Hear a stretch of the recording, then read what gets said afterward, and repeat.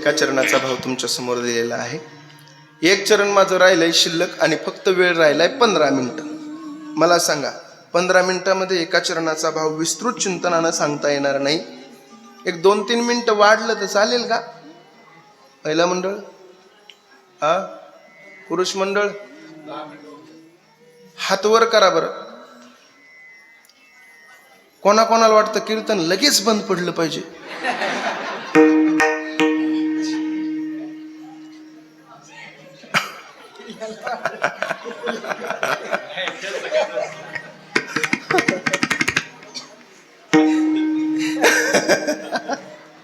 विडाला विडाला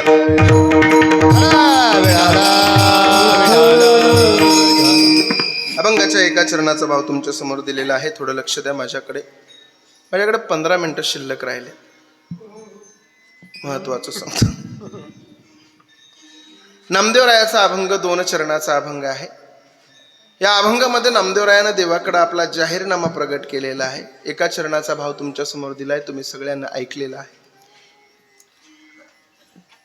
10 मिनिटं थोडं लक्ष द्या माझ्याकडे. या जगाच्या पाठीवर आपला वारकरी संप्रदाय फार श्रेष्ठ संप्रदाय आहे महाराज.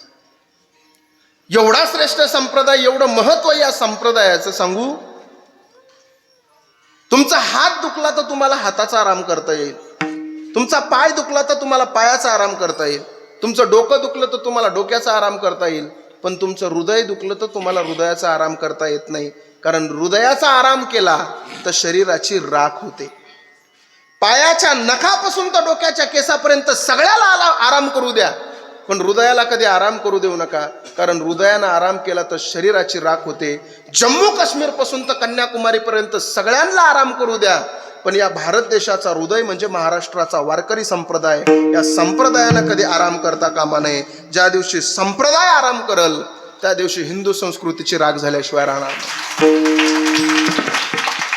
हृदयानं आराम केला तर शरीराची राख आहे आणि संप्रदायानं आराम केला तर संस्कृतीची राख आहे. ही गोष्ट नेहमी लक्षात ठेवा. आपण डॉक्टरकडे गेल्याच्या नंतर डॉक्टर आपल्याला गोळी देतात. जी लोक ती गोळी ओठावर ठेवतात त्यांच्या रोगाचं कधी निदान होत नाही, पण जी लोक ती गोळी पोटात पचवतात त्यांच्या रोगाचं निदान झाल्याशिवाय राहत नाही. समाजानं केलेला निंदा किंवा अपमान जी लोक ओठावर ठेवतात ती लोक कधी सुखी होत नाहीत, आणि समाजानं केलेला निंदा आणि अपमान जी लोक पोटामध्ये पचवतात ती लोक सुखी झाल्याशिवाय राहत नाही. म्हणून जगाच्या पाठीवर समाजानं कितीही निंदा करू द्या. तुम्ही दगड पाहता, मंदिरामध्ये जाता, तुम्ही सगळेजण जाता. मंदिरामध्ये गेल्याच्या नंतर मूर्ती कशाची पाहता हो? दगडाची. कशाची पाहता? दगडाची. त्या दगडाच्या मूर्तीमध्ये तुम्ही काय पाहता? देव पाहता. सगळ्याच दगडांमध्ये देव आहे. म्हणून काय सगळीच दगड मंदिरात नसतात. तोच दगड मंदिरामध्ये असतो ज्यानं पाथरवट्याच्या हातोडे आणि छन्नीचे घाव सहन केलेले असतात. सगळ्याच माणसांमध्ये देव आहे. म्हणून काय सगळीच माणसं कीर्तनाला नसतात. ऐका, सगळ्याच माणसांमध्ये देव आहे. म्हणून काय सगळीच माणसं कीर्तनाला नसतात. तीच माणसं कीर्तनाला असतात. तीच माणसं देव माणसं होत असतात ज्यानं समाजाच्या निंदा आणि अपमान नावाचे घाव सहन केलेले असतात.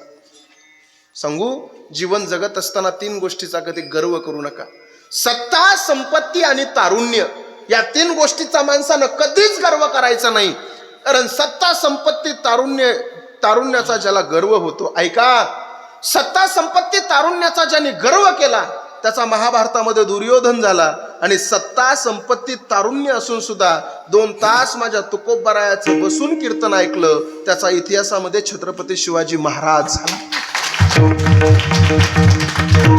छत्रपती शिवाजी महाराज म्हणलं की आपल्या अंगावरचे काटे उभा राहतात. महाराज जगाच्या पाठीवर असा राजा पुन्हा होणे नाही. सांगू तुम्हाला मी, अनेक लोक म्हणतात महाराज छत्रपती शिवाजी महाराजांचं चरित्र तुम्ही कीर्तनामध्ये सांगता, तुमचे राजे का देव होते का? त्या लोकांना माझं उत्तर असतं, दादा छत्रपती शिवाजी महाराज देव होते का नाही हे आम्हाला माहित नाही. छत्रपती शिवाजी महाराज देव होते का नाही मला माहित नाही, पण ज्यांच्यामुळे आज मंदिरातला देव सुरक्षित आहे ते मात्र माझे छत्रपती शिवाजी महाराज आहेत हे अभिमानानं सांगतो आम्ही. सांगून जाईन महाराज. म्हणून तर म्हणतो आपण 33 कोटी देवतांची अब्जावधी मंदिर आहेत. 33 कोटी देवतांची अब्जावधी मंदिर आहेत, पण एकही मंदिर नसताना प्रत्येकाच्या हृदयामध्ये ज्यांनी मंदिर केलंय तो राजा म्हणजे छत्रपती शिवाजी महाराज आहे. काय निष्ठा होती राजांसोबत मावळ्यांची, सांगून जातो तुम्हाला, ऐका. चलता चलता एक प्रसंग सांगतो, थोडं लक्ष द्या माझ्याकडे. अनेक लढाया झाल्या. इसवी सन 1645 हे स्वराज्य सुरू झालं, स्थापन झालं. आणि तिथून पुढे अनेक लढाया झाल्या. एवढ्या लढाया झाल्या, त्या लढायामध्ये काही मराठे शहीद झाले असतील. अनेक लढाया झाल्या. एका मावळ्याचे कोपरापासून हात तुटले. राजे त्या मावळ्याला भेटण्यासाठी त्याच्या घराकडे निघाले. छोटस घर होतं त्या मावळ्याचं. राजे लांबूनच येत आहेत हे त्या मावळ्याच्या बापानं पाहिलं, तर मावळ्याच्या बापानं राजाला गोंगडी टाकली बसायला. राजे गोंगडीवर बसले. मावळ्याच्या बापाने एक पाण्याचा तांब्या भरून दिला. राजानं पाणी ग्रहण केलं आणि तेवढ्यात हात तुटलेला, कोपरापासून हात तुटलेला मावळा राजांच्या समोर आला आणि त्याच्या डोळ्यातलं पाणी गालावर आलं. रडायला लागला तो. राजे म्हणतात, काय रे राजा, कशासाठी रडतोय? अरे तुला हात नाही तर हात नसल्यामुळे मला घोंगडी टाकता आली नाही म्हणून रडतो की काय? तुला हात नसल्यामुळे मला पाण्याचा तांब्या भरून देता आला नाही म्हणून रडतो की काय? अरे रडतो कशासाठी? त्या मावळ्याने फार सुंदर उत्तर दिलं. तो मावळा म्हणतो, ओ राज, मला हात नाही, हात नसल्यामुळे पाण्याचा तांब्या भरून देता आला नाही म्हणून नाही रडत. मला हात नाही, हात नसल्यामुळे घुंगडी टाकता आली नाही म्हणून नाही रडत. रडतोय या करता महाराष्ट्राचा जाणता राजा माझ्या दारात आलाय, पण त्या राजाला मुजरा करण्यासाठी हातच शिल्लक राहिला नाही म्हणून रडतोय. जगाच्या पाठीवर असा राजा नाही महाराज, छत्रपती शिवाजी महाराज. सांगू तुम्हाला, म्हणून मी नेहमी सांगत असतो, जीवन जगत असताना कधीतरी आपण इतिहासही तपासला पाहिजे. ऐका, जीवनामध्ये बऱ्याच अशा गोष्टी आहेत. तीन लोकांना कधीच विसरू नका पोरांनो. कीर्तनाला बसला असताल, वर असताल, लांब बसलेला असताल, तरुण पोरांनी थोडं लक्ष द्या. माझ्या कीर्तनाला तरुणांची जरा जास्त गर्दी आहे महाराष्ट्रात. तरुण पोरं माझ्या कीर्तनाला समोर बसतात, पण तुम्ही पाठीमागं बसलेला असला तर माझा आवाज तुमच्या कानापर्यंत पोहोचवत असला तर नक्की लक्ष देऊन ऐका. जीवनामध्ये 3 लोकांना कधीच विसरू नका. एक, अडचणीच्या वेळेस पळून जातात त्यांना. 2, अडचणीच्या वेळेस जे मदत करतात त्यांना. आणि 3, जी लोक मुद्दामून आपल्याला अडचणीत आणतात, अशा 3ही लोकांना जिंदगीत कधी विसरायचं नाही. आयुष्य फार सुंदर आहे. जगाच्या पाठीवर सांगेल तुम्हाला, आईबापांची कदर करा, आईवडिलांना सांभाळा. आईबापासारखं जगाच्या पाठीवर दुसरं दैवत नाही पोरांनो. सांगू तुम्हाला, मुली भरपूर कीर्तनाला बसलेल्या आहेत. माझ्या मुलींनो, तुमच्यासाठी महत्वाचं सांगेल. आई तर प्रत्येक कीर्तनकार आईचं महत्व सांगतो. प्रत्येक कीर्तनकार येतात, आईबद्दल बोलतात. नक्की आईबद्दल बोललं पाहिजे का? तर आई ही श्रेष्ठच आहे. पण बाप कुठं वाईट आहे आपला महाराज? सांगू तुम्हाला, आई घराचं मांगल्य असते तर बाप घराचं अस्तित्व असतो. जगाच्या पाठीवर बापासारखं कष्ट, बापासारखा संसार खांद्यावर घेऊन चालणारी व्यक्ती तुम्हाला दुसरी सापडणार नाही पोरींनो. सांगू तुम्हाला, तुमच्या सगळ्यात जास्त बापाचं जर प्रेम कोणावर असेल ना, तर ते प्रेम त्या लेकीवर असतं. ही गोष्ट नेहमी लक्षात ठेव. का विसरतो आपण त्या बापाला? आई 10 रुपये दे बोलल्याबरोबर पटकन 10 रुपये काढून देणारी आई आपल्या लक्षात राहते. पण शाळेची 2 लाख रुपये फीस भरणारा बाप मात्र आपल्या कधी लक्षात राहत नाही.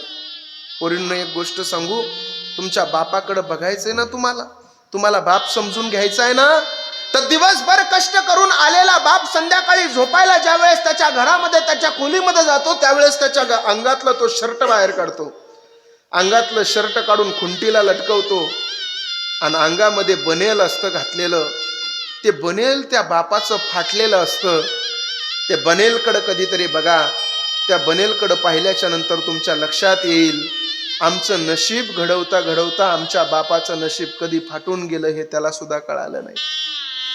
बापच बघायचं असेल तर बाप शेतातून आल्याच्या नंतर घरामध्ये गेला ना, की घराच्या बाहेर एक ओट्यावर सोडलेली त्याची चप्पल बघा, टाचा झिजलेल्या चप्पलकडे पाहिल्याच्या नंतर तुमच्या लक्षात येईल की त्या चपलीमधून काटे वर टोचतात. तेच काटे तुमच्या बापाच्या पायाला टोचतात.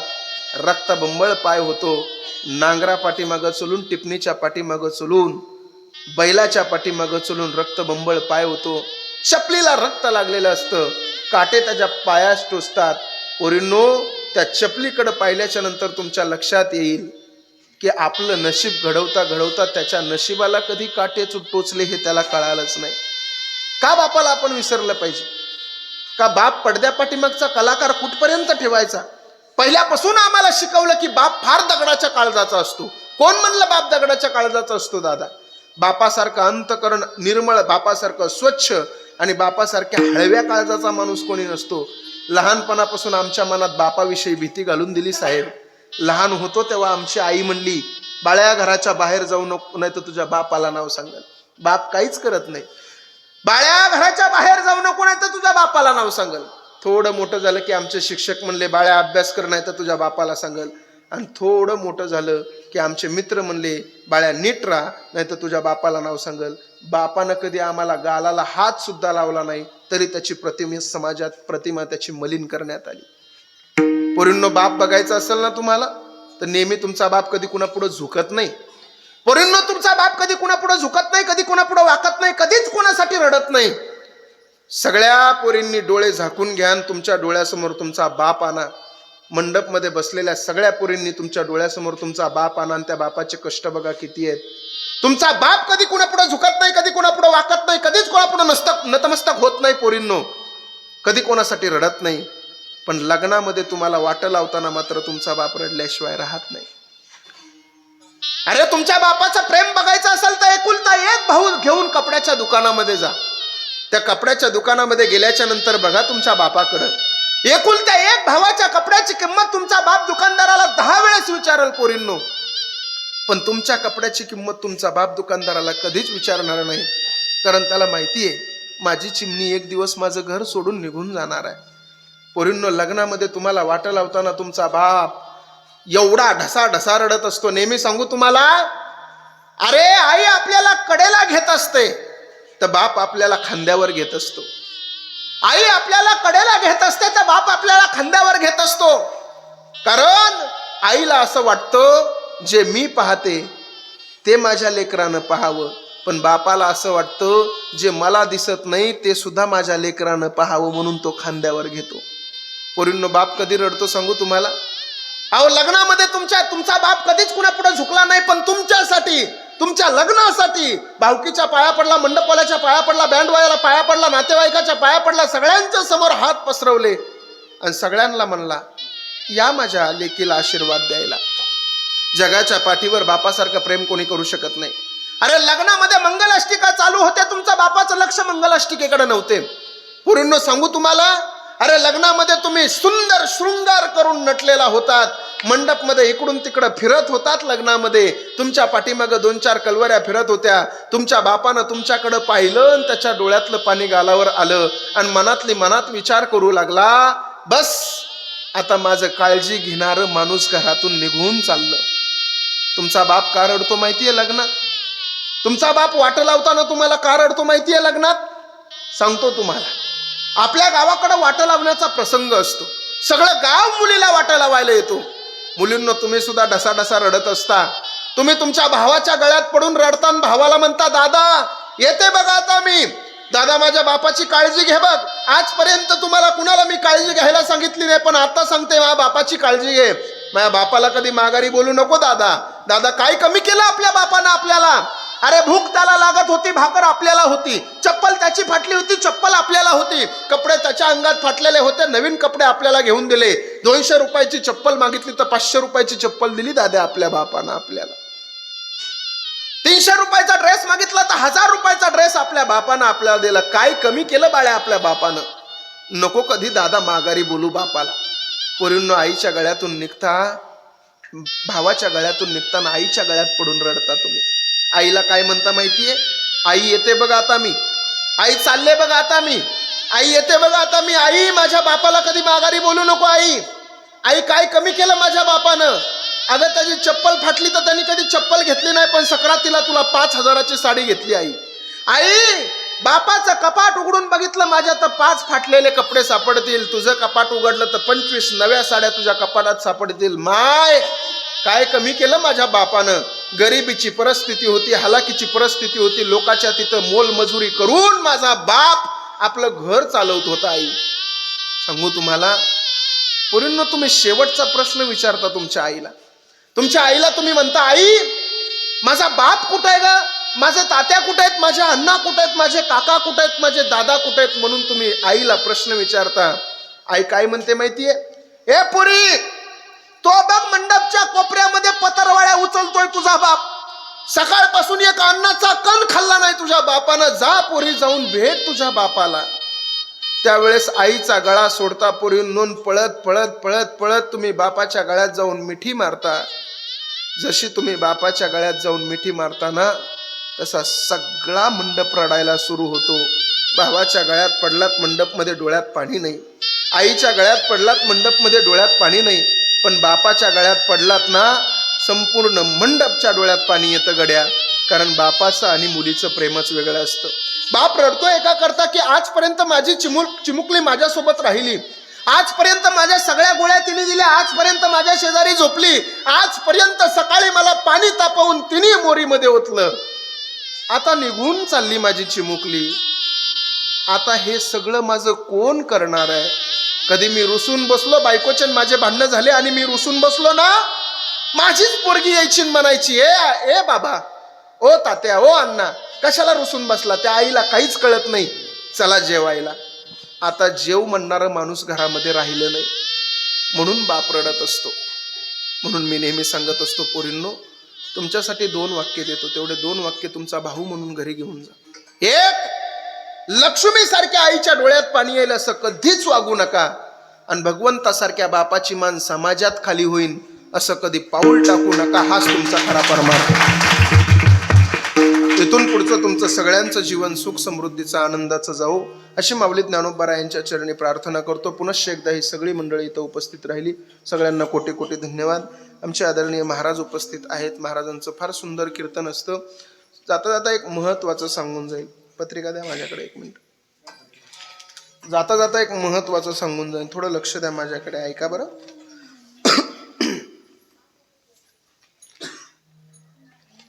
ऐका. एका राजानं एका लोहाराला चंदनाची बाग सप्रेम भेट केली होती. ऐका बरं. एका राजानं एका लोहाराला चंदनाची बाग सप्रेम भेट केली. त्या लोहाराला त्या चंदनाची किंमत कळाली नाही. तो रोज सकाळी उठायचा, चंदनाची लाकडं कापायचा आणि बाजारामध्ये त्याचा कोळसा करायचा आणि बाजारामध्ये नेऊन विकायचा. त्याला त्या चंदनाची कळाली नाही, किंमत कळाली नाही. काही दिवसाच्या नंतर राजाच्या लक्षात आलं की मी एका लोहाराला चंदनाची बाग सप्रेम भेट केलेली आहे, तो किती श्रीमंत झालाय, पाहिलं पाहिजे जाऊन. राजेसाहेब आले आणि लोहाराला सांगितलं, ए लोहार दादा, काय केलं तो चंदनाचं? आहे तीच परिस्थिती आहे तुझी, तू गरीब होता म्हणून तुला चंदनाची बाग दिली होती मी. लोहार म्हणला, काही नाही राजेसाहेब, रोज एक एक लाकूड तोडत गेलो, त्या लाकडाचा कोळसा केला आणि तो कोळसा नेऊन बाजारात विकला. राजा म्हणला, काय रे, चंदनाची बाग संपली का? तो म्हणला, हो राजेसाहेब, संपली चंदनाची बाग. काय रे लोहारा, काहीतरी शिल्लक असेल ना? हो राजेसाहेब, ज्या कुऱ्हाडीच्या दांड्यानं चंदन कापलं तो कुऱ्हाडीचा दांडा तेवढा शिल्लक आहे. राजानं सांगितलं, तो दांडा माझ्याकडे दे. कुऱ्हाडीचा दांडा राजानं घेतला. बाजारामध्ये राजा त्या दांड्याला घेऊन गेला आणि त्या दांड्याची किंमत फार मोठी राजाला मिळाली. चंदनाचं लाकूड होतं. राजानं ती पैसे घेतले आणि तो लोहाराकडे आला आणि लोहाराला म्हणला, हे बघ, हे त्या दांड्याचे पैसे, कुऱ्हाडीच्या दांड्याचे पैसे. त्या लोहाराला त्याची किंमत कळाली. चंदनाची एवढी मोठी किंमत असते राजेसाहेब, अजून एक बाग मला द्या ना.